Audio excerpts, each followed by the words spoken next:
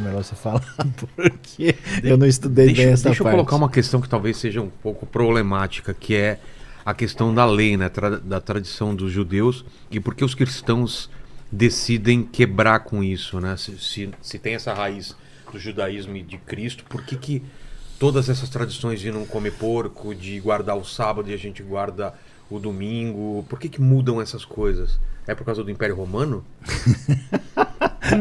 Aí Então, falar um pouco, algumas coisas. Primeiro, muita gente entende que para levar o cristianismo, levar a mensagem de Jesus ao Império Romano, tu tem que dar uma flexibilizada. Imagina eu chego agora para ti e eu digo, olha, querido, tu é pagão, tu é romano, Vilela, querido, eu tenho uma nova religião para te apresentar. Eu tenho uma nova religião para te apresentar. Eu te apresento a fé em Jesus, mas tu tem que fazer a circuncisão. Não sei se todo mundo toparia. Eu já estaria fora. Então, por exemplo... Cortar algo que já é pouco. Então, o que acontece é que muita gente acaba tendo medo de entrar no judaísmo por circuncisão, porque são muitos compromissos. Então, aí o pessoal que começa a levar o cristianismo adiante, dentro do Império Romano, eles têm uma opção.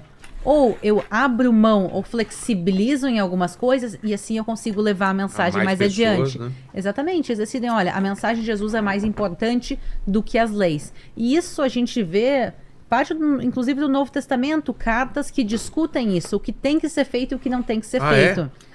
Tem que, agora é o seguinte, se um judeu acredita em Jesus, ele tem que comer kasher, ele tem que comer segundo as leis alimentares. Mas se uma pessoa que toda a vida comeu porco, agora aceita Jesus, ela precisa passar também a cumprir a lei ou não? São discussões que o antigo cristianismo tinha. Então, se decidiu flexibilizar para poder levar mais pessoas ao primeiro ponto. E segundo, também tem algumas questões teológicas. Tem a questão do livro de Atos 10, que Pedro estava em Jope e ele vai ter uma revelação, vai ter uma visão de uma cesta descendo aos céus e dentro da cesta tem animais, todos os animais do mundo, e uma voz dizendo vai, mata e come. E Pedro fica aí em dúvida do que aquela mensagem quer dizer. Parte das pessoas interpretam isso como literalmente, ok, a partir de agora tem permissão de comer todos os animais. Isso é depois de Jesus, isso é depois. Quer dizer, Jesus nunca comeu porco, mas isso é na época de Pedro, um período um pouquinho posterior. E também o que acontece é logo depois que ele tem essa visão, ele é chamado aí para Cesareia, para se encontrar com um romano pagão. Cesareia era a capital pagã de Israel. Então ele vai de lá direto a uma cidade pagã e ele tem um encontro com um romano pagão que tinha fé. E aí ele entende, ok.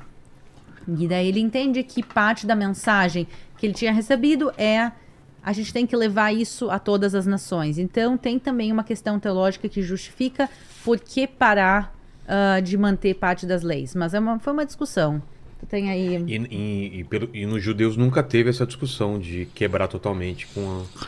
Então, o judaísmo, 99% do judaísmo concorda em manter as leis alimentares, por exemplo. Não todo mundo cumpre. Tem gente que diz, olha, o judaísmo não come porco, mas eu pessoalmente decido comer. Tá. Mas existe dentro do judaísmo também a reforma. Como tem a reforma no cristianismo, também tem a reforma no judaísmo. Então, hoje em dia, a gente tem alguns movimentos reformistas que eles são bem mais flexíveis em relação à comida, mas, em geral, se mantém. O judaísmo é muito uma religião pessoal. Então, é a tua relação com Deus e parte dos judeus decidem não manter as coisas, mas o judaísmo, em geral, mantém as leis ainda de alimentação, do sábado, e cada um aí escolhe cumprir ou não. Então, no contexto judaico, a parte mais significativa e essencial da Bíblia é a Torá, a lei. Tá. A percepção do judaísmo é que a lei tem 613 mandamentos que devem ser obedecidos, né, que é muito reforçado desde Maimônides, que é uma das referências mais importantes. Só que nós temos dois problemas. O primeiro é que grande parte dessas leis são impraticáveis. Por quê? Grande parte delas são litúrgicas. E os judeus não têm o templo. Por isso eles aguardam que a Geulah, a redenção, para que a vontade divina seja plenamente realizada.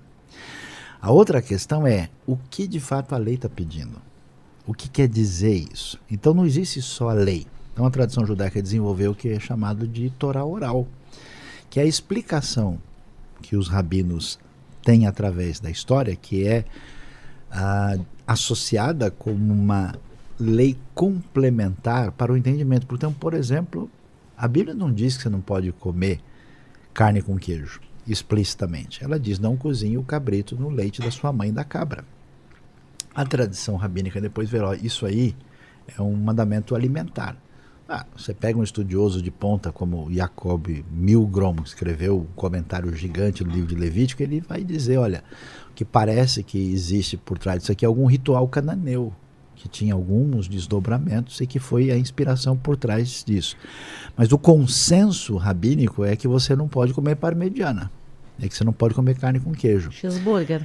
Então, esse desafio é um desafio hermenêutico. O McDonald's em Israel não tem queijo. Não pode. Olha só. Aí o que acontece? Quando Jesus começa a ensinar no Sermão do Monte, ele vai dizer, não pensem que eu vim abolir a lei. Então, Jesus reforça a realidade da lei, ele não veio até porque com... a acusação é que, olha, Moisés fala um negócio, Jesus está falando outro, então esse cara não é um profeta verdadeiro. Aí ele vai dizer, não, pelo contrário. Aí a diferença de Jesus com os fariseus, e o judaísmo que a gente herdou hoje é de origem farisaica, a diferença é hermenêutica, é de interpretação da lei. E aí Jesus vai dizer, olha, vocês não entenderam bem o que a lei está dizendo, porque a lei está fundamentada em duas coisas, amar a Deus e amar o próximo. Todo o sentido da lei é Deuteronômio capítulo 6, verso 4, é Levítico capítulo 19. Então, se você não entender por que foi dado o mandamento, o que está por trás disso, você não entendeu nada. Então, por exemplo, os judeus religiosos usam um cabelo aqui, né, enroladinho, que é o peiote. E isso vem lá de trás, possivelmente como uma lei de proteção da vida, porque o cara ia cortar o cabelo no mundo antigo com pedra. Está escrito que tu não vai passar navalha nas tuas têmporas. Exato. Por quê? Perigo de... Mas por que não passa? Porque não passa? Na realidade, porque protege a vida. Aqui, se o cara atingir aqui, morre. É possível, uma explicação é essa. Tem outras explicações também. Isso eu vou dar um contraponto. Claro, com vontade. Então, tem na realidade... O que está escrito na Bíblia, as pessoas perguntam às vezes, por que não pode comer porco? Por que o judaísmo não come porco? Porque está escrito na Bíblia. Ponto. A gente, às vezes, busca justificativas e tenta entender por que está escrito na Bíblia. Então, a questão de não passar navalha nas têmporas, está escrito. Uma das teorias é o que o Sayão disse. Outra teoria é para se diferenciar. Por exemplo, como os egípcios, qual era a moda no Egito Antigo? Se raspava toda a frente da cabeça e se deixava um rabo de cavalo atrás. Então, talvez seja a maneira de Deus e da Bíblia dizer, olha, não segue a moda dos pagãos. Não te veste como eles, não corta o cabelo como eles, não come como eles. Então, é uma maneira de diferenciar o povo de Israel.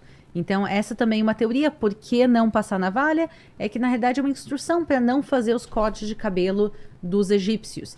Porque a gente vê ao longo da história, várias vezes o povo de Israel acaba aderindo às modas dos outros povos. E às vezes moda é uma questão de roupa, às vezes moda é uma questão de adoração do bezerro de ouro. Identificação. Exatamente. Então não segue o caminho deles, não começa a te misturar com os povos pagãos para te não chegar ao ponto deles. O exemplo é o próprio rei Salomão. O rei Salomão começa a pegar esposas de diferentes lugares e pega esposas pagãs e já quando ele estava em uma idade avançada, ele já está tão acostumado com as suas esposas sacrificavam a deuses pagãos e ele vai e sacrifica junto. Nossa. Sim. Então, 1 Reis, capítulo 11.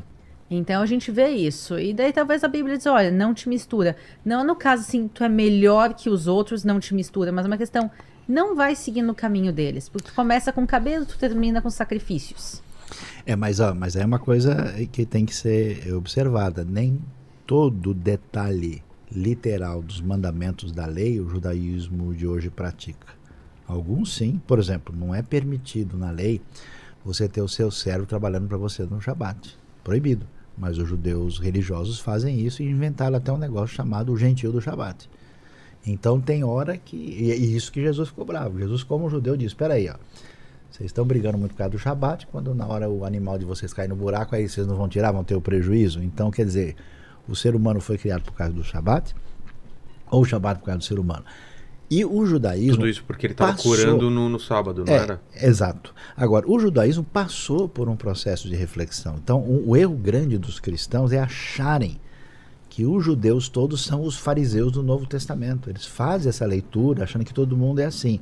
O judaísmo, como a Aline bem mencionou hoje, tem um princípio, tem uma referência, uma norma, uma lei, mas a vida está acima de tudo. Então o judeu não vai deixar o cara morrer porque ele está seguindo um mandamento legalista, porque Porque a Aline falou aqui sobre então quer dizer, o circuncisão. judaísmo tem um caminho e tem um jeito diferente de pensar. Você tem o judeu ortodoxo, que aliás tem vários grupos, você tem o judeu que é chamado datim, que é um sujeito mais, vamos dizer, piedoso, muito dedicado. Você tem o judeu que é o conservador e você tem o judeu reformista, que leia assim, para nós, liberal. Tá. Que acha que você... E nesse sentido, o que é digamos assim, o judaísmo primitivo de Jesus e dos seus grupos era que você segue essa lei a partir dos seus princípios. Então, quer dizer, tem uma lei aqui, a pergunta é por que ela foi dada? O que ela quis dizer com isso? Então, como é que eu faço isso? Por quê? Eu tenho um contexto, inclusive, cultural diferente. O Novo Testamento fala que você tem que saudar, cumprimentar um ao outro com beijo santo. No Brasil, beleza, no Japão vai dar ruim. Por quê? Não tem beijo santo. Ninguém se beija no Japão. Você não vai cumprimentar uma pessoa beijando. Isso é uma falta de respeito, isso Entendi. é uma intimidade indesejável. Então o que você tem que fazer? Cumprimentar, saudar, receber de maneira adequada. Então esse ajuste. Agora é curioso que no Novo Testamento Paulo tinha um discípulo chamado Timóteo. E esse Timóteo está seguindo o caminho de Paulo. E aí Timóteo é de família judaica. E o que Paulo diz para ele? Vai circuncidar.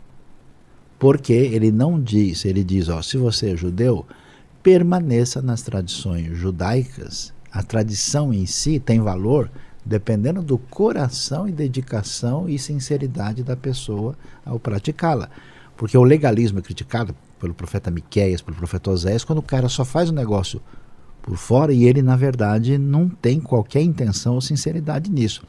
Agora, quando os Gálatas, que não tem nada a ver, recebem a fé e começam a crer, e o pessoal chega, não, vamos ter que circuncidar e fazer esses caras tudo virarem judeus. Aí Paulo diz, não, peraí, esses caras não é necessário fazer isso. No final das contas, grande parte do pensamento de Paulo é muito parecido com o que os judeus pensam hoje. Os judeus pensam que se você é judeu, você tem um caminho diferenciado na sua relação com Deus que deve ser respeitado. Se o cara não é, deixa o cara ser o que ele é.